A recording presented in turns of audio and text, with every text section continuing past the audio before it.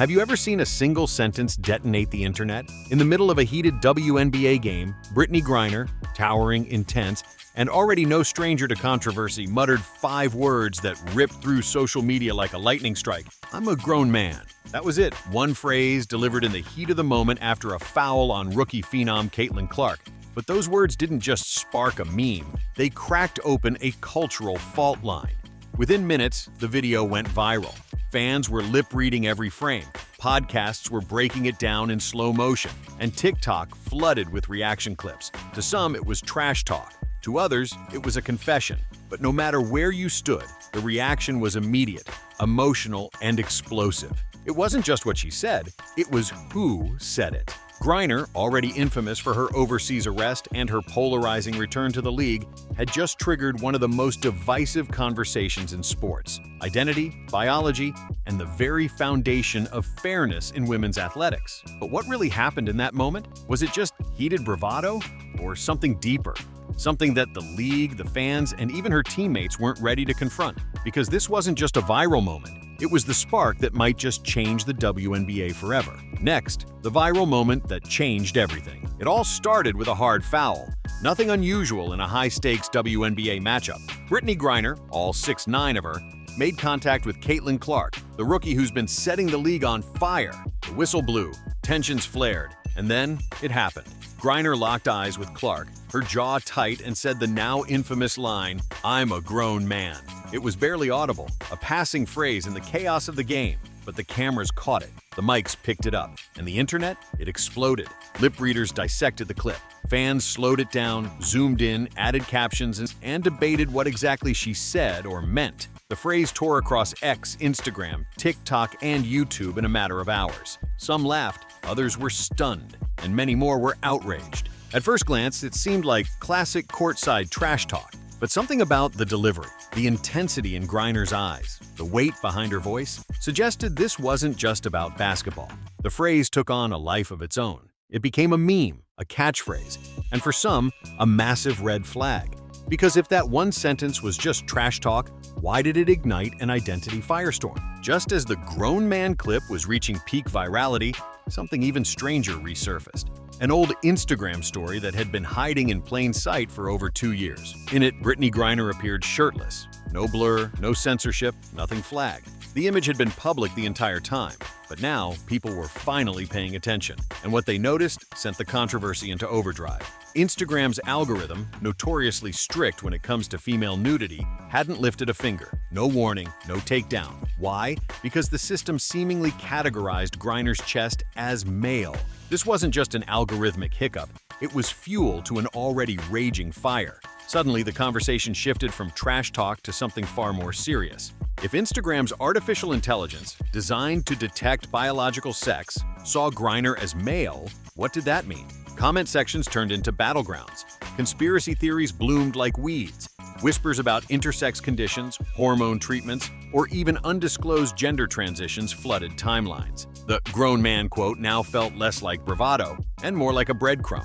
And the timing couldn't have been worse. Because right when people started asking questions, the WNBA had no answers. The internet was demanding answers, but the WNBA offered none. Not a statement, not a clarification, nothing. And that silence spoke volumes. As fans, analysts, and even rival players debated the meaning behind Griner's words and the Instagram controversy, the league stayed completely quiet. But their refusal to comment didn't calm the storm.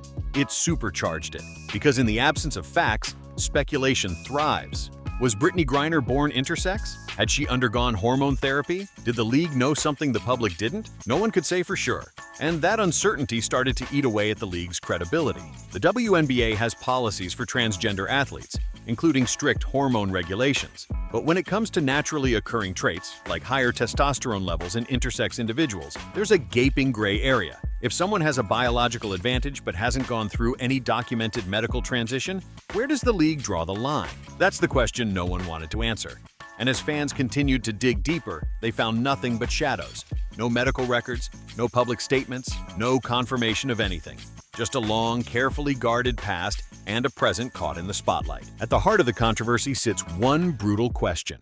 How do you protect inclusion without compromising fairness? The WNBA has long championed diversity, identity, and player expression. It prides itself on being a progressive league. But when biological advantages enter the conversation, those values start to pull in opposite directions. The foundation of women's sports rests on a simple principle: equal competition among female athletes. If one player, through no fault of their own, possesses naturally elevated testosterone or enhanced muscle mass due to a biological condition, does that still count as fair? The science is messy, the ethics even messier. And in Brittney Griner's case, there's no public evidence of wrongdoing, no violations, no medical disclosure. But the questions persist because the league has never definitively addressed the gap in its own policy. What happens when someone doesn't transition but still has male-typical physiological traits? Even more disturbing is this: under current rules, if a player's hormone levels are considered outside the acceptable range, the league can request intervention or even deny participation. But has that ever happened? Were any tests conducted for Griner? And if not, why? That silence is growing louder.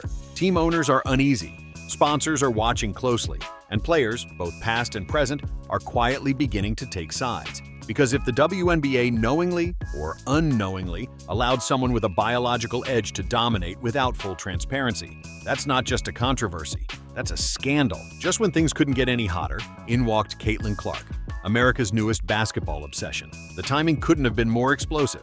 While the internet dissected Griner's every move, Clark was shattering WNBA records, filling arenas, and drawing in a wave of new fans the league had never seen before. Her games weren't just basketball, they were events. Ticket prices for Indiana Fever games skyrocketed, jerseys sold out, TV ratings surged, and not everyone was happy about it. Griner, once the face of the league, was now being overshadowed by a rookie, and it showed. She voiced frustration about the noise levels during Clark's games, calling the arenas too loud. What might have seemed like a simple complaint took on a different tone under the spotlight. It didn't sound like concern, it sounded like resentment. Then came the real powder keg. Griner hinted at racial undertones. She implied that the overwhelmingly white support Clark received felt racially biased, a claim that peeled back long-standing frustrations in the WNBA. Black players have dominated the league for years, but rarely received the same kind of national adoration Clark was getting in her first season. Suddenly, this wasn't just about identity or fairness. It became a full-blown commentary on race, recognition, and who gets to be the face of women's sports. The tension was no longer about one controversial phrase. It was about decades of history boiling to the surface. What started as a personal clash was quickly becoming a generational war.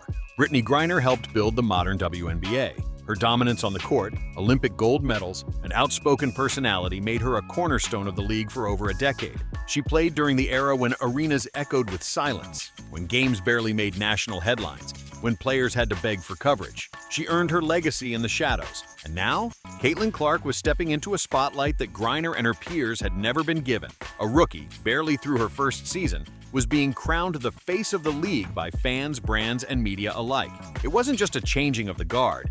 It felt like a hostile takeover. Podcaster and entrepreneur Patrick Bet-David didn't mince words. He mocked Griner for complaining about noisy crowds, reminding listeners that this was the same woman the U.S. traded a literal arms dealer to bring home from a Russian prison. And now she was upset about loud fans? That contrast hit hard. He even resurfaced an old quote from Griner claiming she could get work done courtside during games because the arenas were so empty. But that world? Gone. Clark's arrival blew it away. She brought sponsorships, headlines, and full stadiums. She made the WNBA feel relevant in ways it had never experienced. And instead of celebrating that momentum, Griner seemed to be pushing back against it.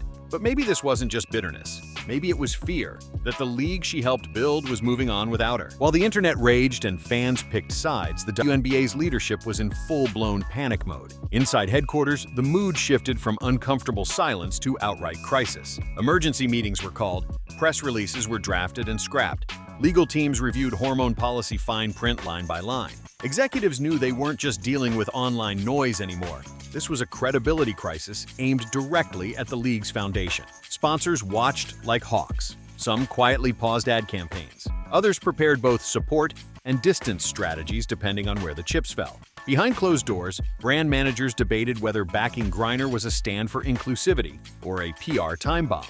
A few had social media posts ready to go in case she was cleared by an official investigation, but those drafts were never published. And the locker rooms? Divided. Some of Griner's teammates stood by her fully, insisting her physique was just the result of elite training and genetics. Others whispered different stories, moments they found off, questions they never dared to ask. A few players went public, demanding transparency. They didn't want to accuse Griner, but they did want clarity. If there was any biological advantage in play, they believed every opponent and teammate deserved to know.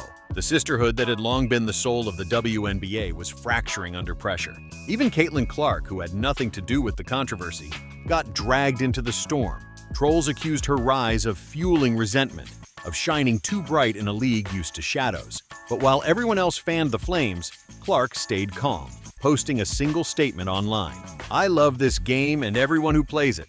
Let's keep the focus on basketball." It was classy, it was needed, but in the noise of controversy, even her message of unity got drowned out. By this point, the debate had spiraled far beyond one viral clip or one player.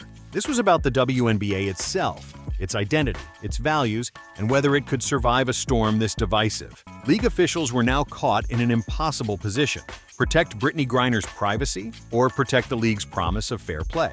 Every move risked alienating someone. Every silence deepened the cracks. One option being whispered behind the scenes: mandatory hormone testing for all players. But that would open the door to lawsuits, outrage, and accusations of body policing. It would force the league to walk a razor-thin line between science and human rights. On the other hand, investigating Griner's eligibility without touching anyone else would single her out, shatter trust in leadership, and quite possibly fracture the league permanently. Meanwhile, public opinion was splitting down the middle. On one side, supporters defended Griner's right to define her own identity, demanding that sports make room for all athletes, regardless of how their biology fits into outdated categories. On the other, critics argued that any unacknowledged biological advantage, intentional or not, undermines the entire point of women's sports. Polls racked up millions of votes, went to war. Emotions ran hotter than ever. And through it all, the WNBA's silence loomed large, like a warning shot that they weren't ready for the conversation they'd been avoiding for years. Because this wasn't just about inclusion anymore. It was about trust in the sport, in the system, and in the promise that every athlete, no matter their background, plays on equal ground. The WNBA has faced plenty of challenges over the years: low ratings, lack of media coverage, and the constant fight for respect. But nothing has rocked the league quite like this. One phrase, 5 words, and a storm of speculation that refuses to die down. "I'm a grown man." Maybe it was just heat-of-the-moment trash talk. Maybe it was deeper. But what's undeniable is how it ripped the lid off a conversation the sports world has avoided for too long. One about biology, fairness, identity, and transparency. This controversy didn't just challenge one player's reputation, it put the entire league under a microscope. From locker rooms to boardrooms, from fans to sponsors, everyone is now asking the same question. Where do we draw the line between inclusion and competitive integrity? Some say we need full transparency. Others warn against violating an athlete's privacy. But the WNBA can no longer walk both roads. The time for silence is over. Because if this storm continues to grow, and it will, it won't just affect Brittney Griner. It will shape every future contract, every locker room dynamic, every rookie draft, every brand partnership. This is the moment that will define whether the league doubles down on its progressive roots or rewrites the rules to restore trust with fans who demand fairness. Caitlin Clark may have asked for unity, but the truth is, unity only works when everyone agrees on what the game is. And right now, even that is under question. So now it's your turn. Where do you stand? Was this all just a viral overreaction? Or did we just witness the moment that cracked the foundation of women's sports? Drop your thoughts in the comments below. Hit that like button if this gave you a new perspective. And make sure to subscribe, because the next chapter in this story is coming fast. And trust us, it's not over yet.